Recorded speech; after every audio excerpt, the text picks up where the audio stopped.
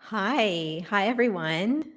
My name's Amanda. I'm a coach and a channel, and this is our Wednesday live here on this channel. Every single Wednesday, I come live on YouTube and I channel spirit with a message for you, and then we do a Q&A after that. So this is an opportunity for you to tune in and receive some wisdom, some guidance and perspective. And if you're feeling called to click on this video, if there's something about this title that intrigues you or speaks to you, then there's something in here for you. I set the intention for this to find you if it's meant to.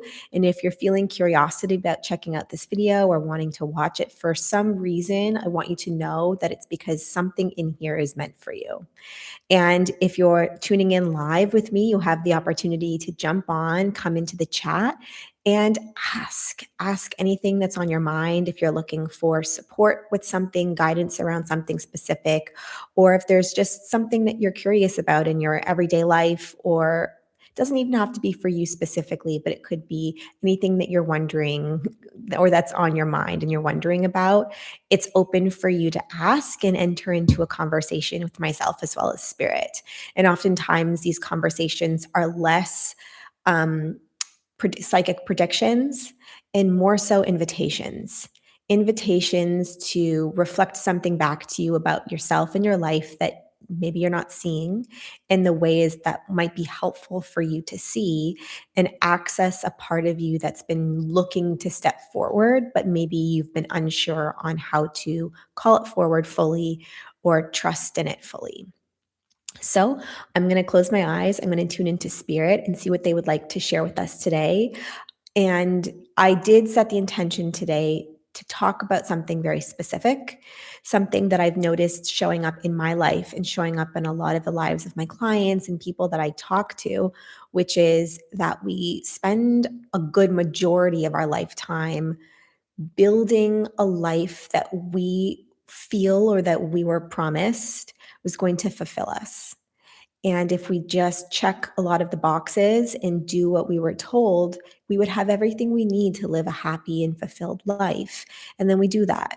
And it can look like any one of a number of different things: getting a good education, excelling in school, getting a good job, building a career, starting a family, finding your partner. And if we've done all those things in an order that we were recommended to do, that's all we need, and we'll feel fulfilled and we'll be financially stable and we'll be really happy.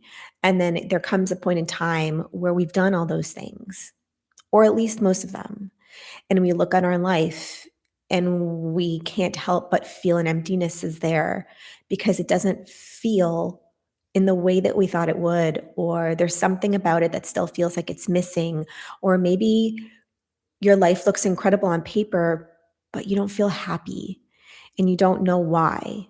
And that is what I want to speak in today. So I asked spirit if they could offer a perspective on this and open it up for a conversation so that we can begin to understand these feelings a little bit better, and through our understanding come to a place of recognition and fulfillment in time.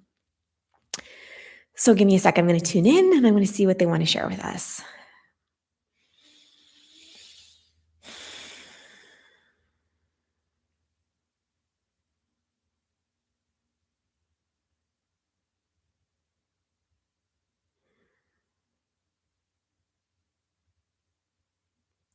So a lot of the times the way I channel is they show me an image, and this image unfolds through a metaphor that helps to explain the concept that they're trying to reveal for us.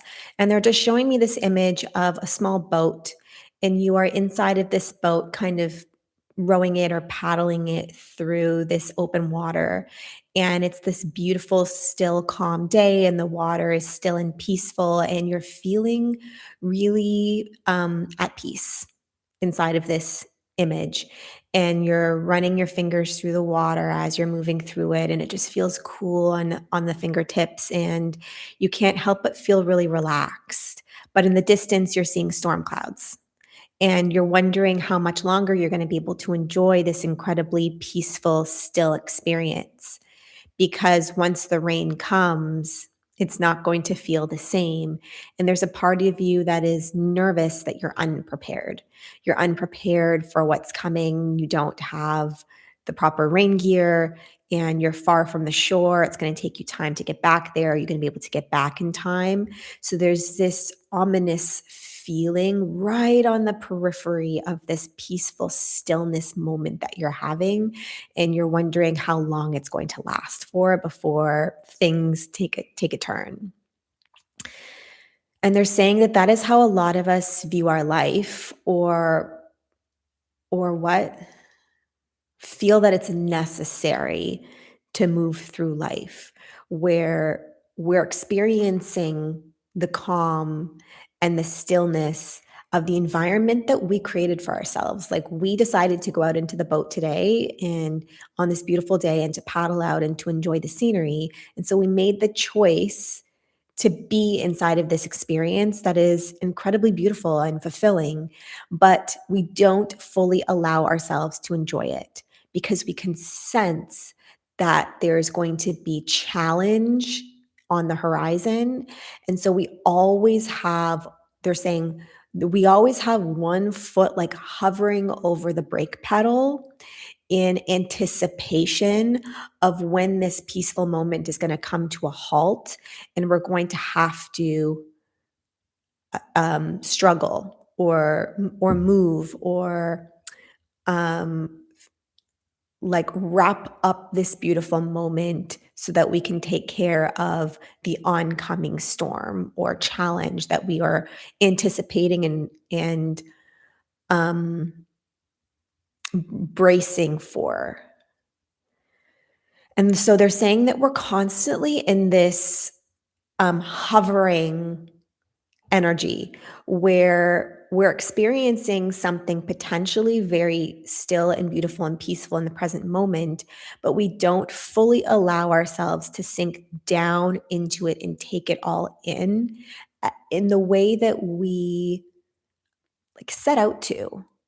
And that they're saying that a part of that is human nature, a part of that is our um like predatory or prey behavior of, if we get too comfortable, then we are setting ourselves up for a vulnerability. And so we are always anticipating the danger that lies ahead as a survival mechanism. And so part of what this is that we're experiencing is this survival fight or flight mechanism that helps keep us alive. But it's not all that. The other part of this is conditioning, that we have been conditioned to always look out for a potential obstacle, and if we can anticipate it, if we can brace for it, if we can make sure that we have plans set in place to overcome it, then we're never really going to fall victim to the circumstances that we didn't anticipate. The rug will never get pulled out from under us in a way that we're ill prepared, and we will be able to overcome the challenge much easier if we're not taken off guard by it. And that comes from a need to foster um, this preparedness in our children, that we want to set them up for success. And so we ourselves or our parents have experienced struggle, and we want to protect our children from that. And we want to make sure that they don't have to face the same overwhelm that we did. And so we prepare them by telling them all of the things that they have to look out for, and to to help them understand that that is a part of what life requires of them, is to anticipate challenge and struggle so that you're better prepared for it. But that just comes with constantly looking for it. And what is the other part of this? There's one more piece to this puzzle I can sense. The other part of this is the need to believe that what we're experiencing in the current moment can be better. If there's something better on the horizon, if there's something out there that can make the present moment that much more magnificent or beautiful or worth striving for, then we can anticipate how to get there and create that reality and feel excitement for what's coming.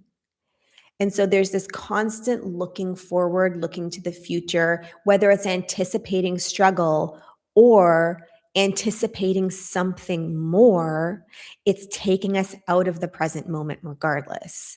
And so each and every single way you look at it, we're never fully able to enjoy what's here because we haven't been brought up to or believed that what's here is worth fully enjoying. What else do you want to say about this? I feel like I'm missing something here. They're saying the lesson with this is not necessarily to stop looking forward, to stop anticipating, to stop believing in something more.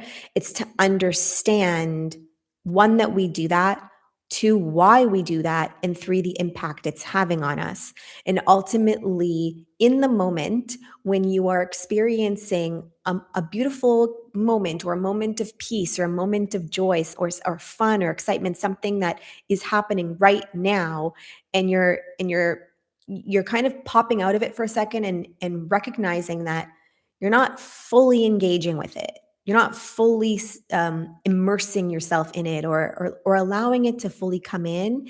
Being able to ask yourself in that moment, am I doing this future pacing thing? Am I anticipating something or or hoping for something or fearing something that is not allowing me to be fully present?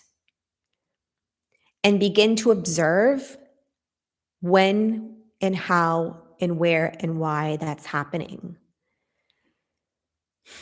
so that you can begin to see, one, that it is happening, and two, that you have the ability to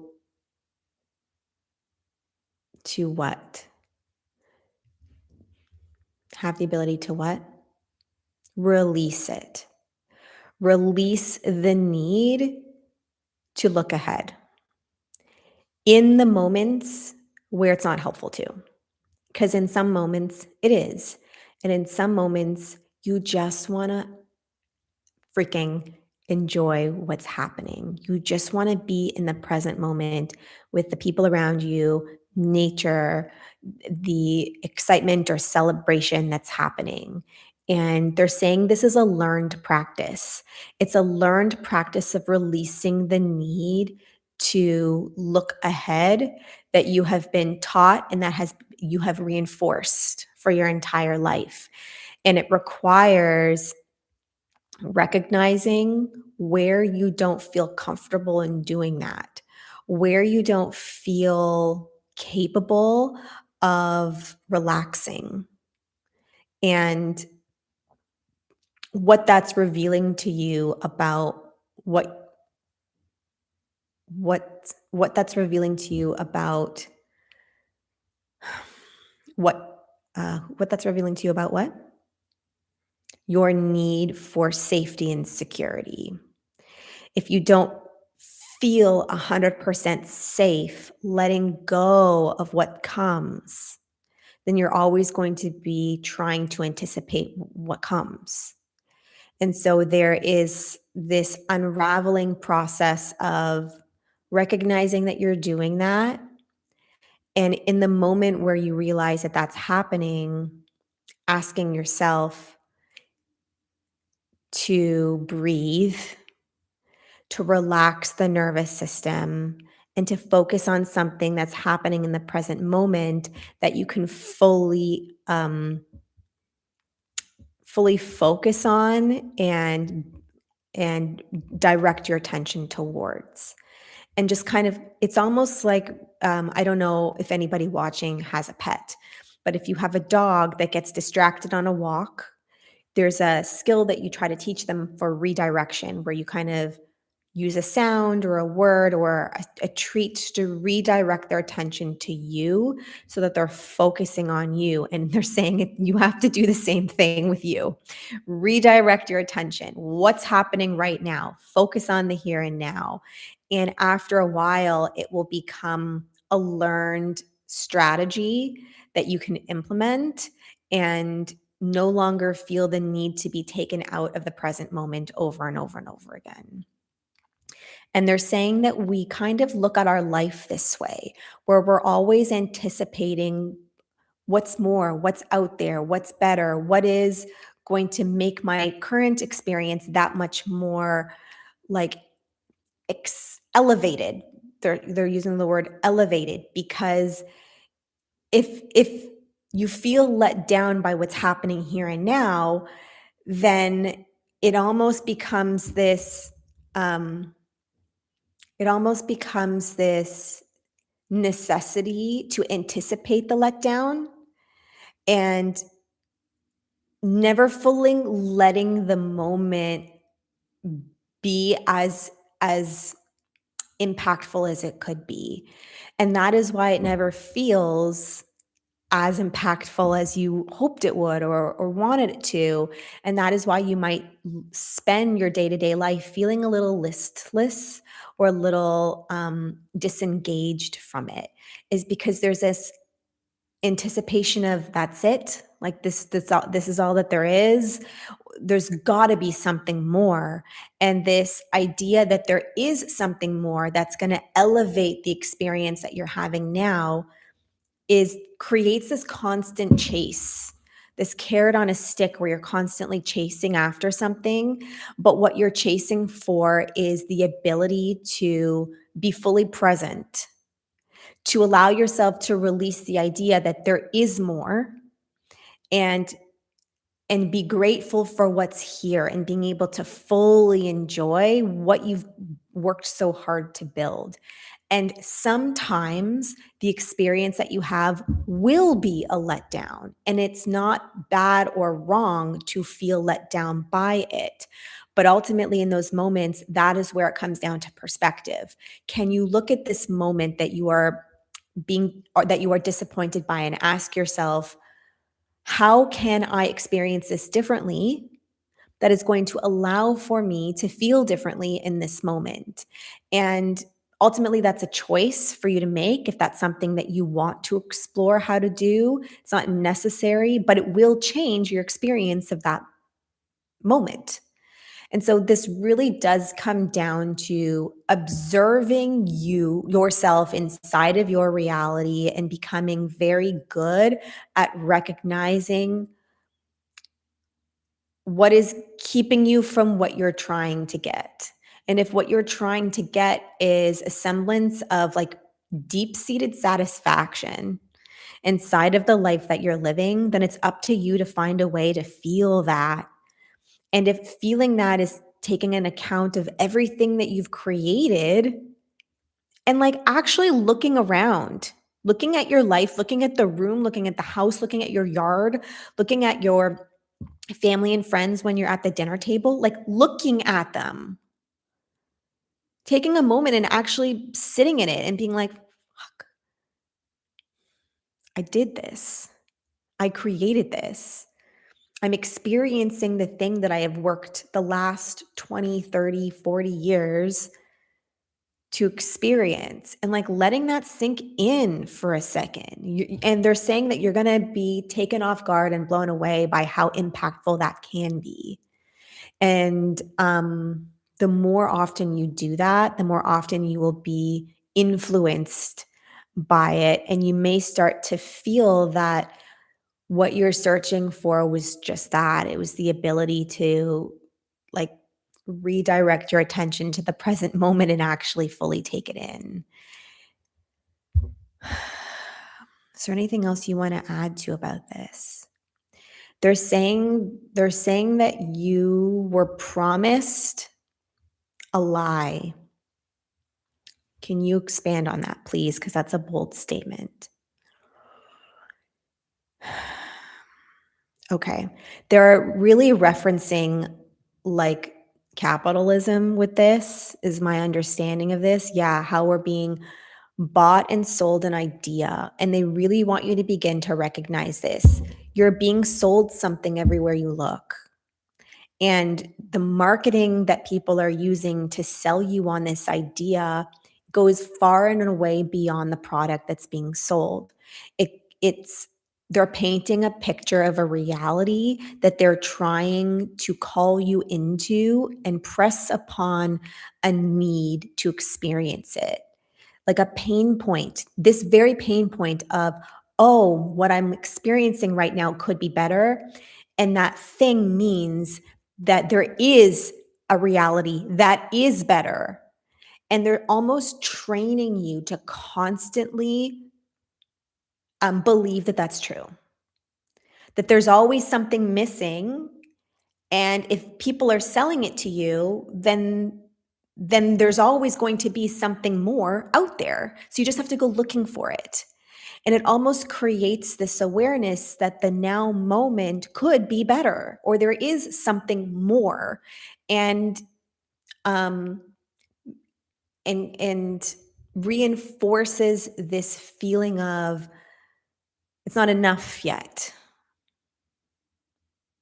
because we're witnessing someone else with the thing or something different that we don't have, and our brain fills in the gap. If I'm not happy, there must be a reason why. Maybe it's that. And it just kind of creates this machine that we aren't even realizing is subliminally training us to think this way. I've never heard them talk like this before. Um, and they're saying social media plays into this a lot. I can speak for myself with this. This is gonna be embarrassing to admit, but on my TikTok account, which I was off of TikTok for a while and I just recently started going back on it, I'm seeing a lot of shopping hauls. Like people go shopping and they're like, look at this haul. And they just start trying all these clothes. And it's like just a lot of shopping. And I'm watching them consuming these things and thinking, oh, that's super cute. Where'd they get that from? And I just start looking for things and imagining myself wearing them and being the type of girl that looks that way. You get it. You get the point I'm trying to make, right? And there's a lot of beauty stuff like that on TikTok that I'm not as impacted by, but a lot of women are. The Botox, the filler, the whatever, the face augmentations or procedures that you can have done. And it's okay to want those things. They're not showing a good or bad here. They're just offering a perspective where when we are constantly bombarded by these subliminal messages where here's an option, I didn't know it existed, but now that I do, it might fulfill something for me. And therefore, there is something for me that needs to be fulfilled. And it just starts creating this cycle. And they just want you to begin to observe that too, that that is also taking place. And so this becomes a very, they're saying, hard practice of being honest with yourself. Is there actually something missing in my life? Or have I been taught to believe that that's true? Am I simply not allowing myself to sink into the present moment and actually fully take it in? Am I constantly looking to the horizon and wondering what those storm clouds are, or wondering if there's something more out there that is going to fulfill the very small piece of doubt or lack that I'm perceiving in this moment, that this moment could be better? And questioning that and challenging that and creating a practice of disallowing that. Wow. Okay. Is there anything else that you like to say about this? They're saying yes. Peace is here. Peace is only and ever and always accessed in the present moment. Peace is never there. Why? Because there never comes. That's why. If we're always perceiving peace to be like 2 minutes from now, then we're always gonna be waiting 2 minutes from now and withholding the now. And so if we're looking to feel fulfilled and satisfied inside of our life, even if there truly is something that more that we want that's not yet here, that doesn't mean that we have to withhold the peace that's currently available.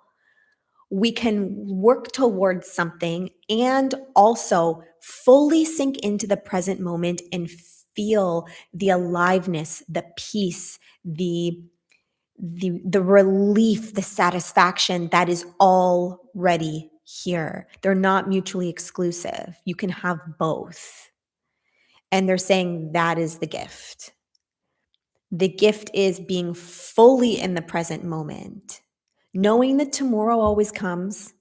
You don't necessarily have to plan for it, anticipate it, and always be looking towards it because it's going to come and you'll meet it when it does. But can you be in this moment right here, right now, and fully take it in the meantime? And that is the missing link ultimately that they want to highlight today is the need to be fully immersed in the present moment because the present moment is going to give you everything that you're feeling is missing and um, recognizing that nothing was ever missing. You were missing. You were missing. You weren't here. You were out there somewhere in the future. So they're saying you have to pull yourself back in and fill in the missing piece, which is you, your presence, your presence of mind, and your willingness to be here grounded in the now. Amazing. I'm going to come to the chat. Hi, Stacy. School holidays, so can't tune in today, but sending love, sending you love as well. I hope that the holidays are treating you well and that you're able to find as many moments to sink into the present as you can while you're super busy.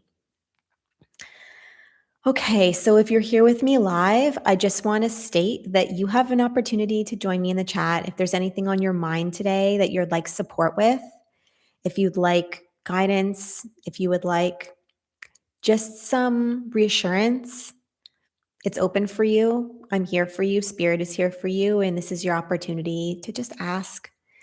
And if you feel complete with this message, then that's okay too. You don't have to put yourself out there if you're not ready to, but the invitation is here. So I'm just going to see if there's anything else Spirit would like to share with us in the meantime.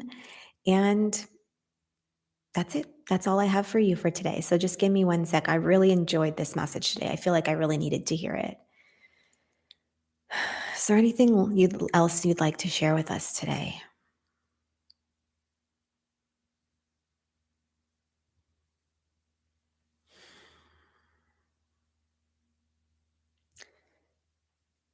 Well, I just want to double check. Is there anything else that you'd like to share with us today? They're saying that learning how to fully anchor into the present moment does require practice. And the way to practice is through nervous system regulation, somatic breath work, and meditation, amongst other things. But those three things are pivotal because it teaches you how. It teaches you how to slow down, slow the nervous system down, slow the breath down, be consciously in your body and in the now moment. And it trains your brain to get comfortable doing that. A lot of us don't feel comfortable as much as we desire to be inside of like we say that we want to feel peace, but we don't allow ourselves to experience it because it feels uncomfortable to to be without distraction. And this like future pacing that we do, this constantly looking out there somewhere, is a very subtle way that we use to distract ourselves from the present moment.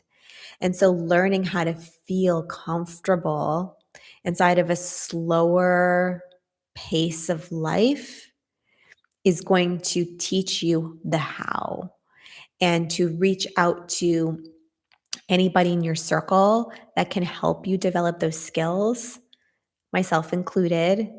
And you can start by small, simple guided meditations. And those are things I offer live every Monday to get you into the habit of what it feels like to be very present.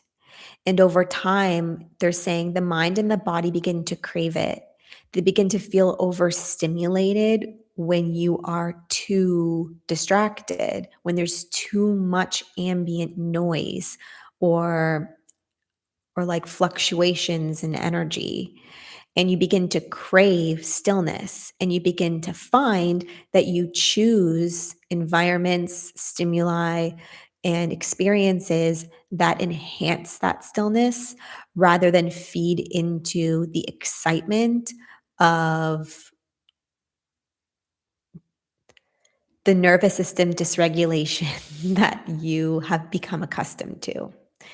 And so that is something else that they just want to highlight, is that sometimes the peace that we say that we want, the stillness that we say that we crave, is a little threatening to the body or to the mind. And recognizing where that is sometimes true or could be true is another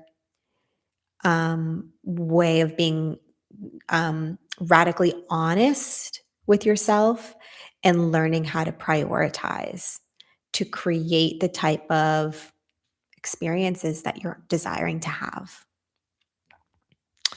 They're saying that ultimately, overall, this is a practice of getting honest with yourself, really taking a good hard look at yourself and your life, and asking yourself, how can I create more of the experiences I desire to have?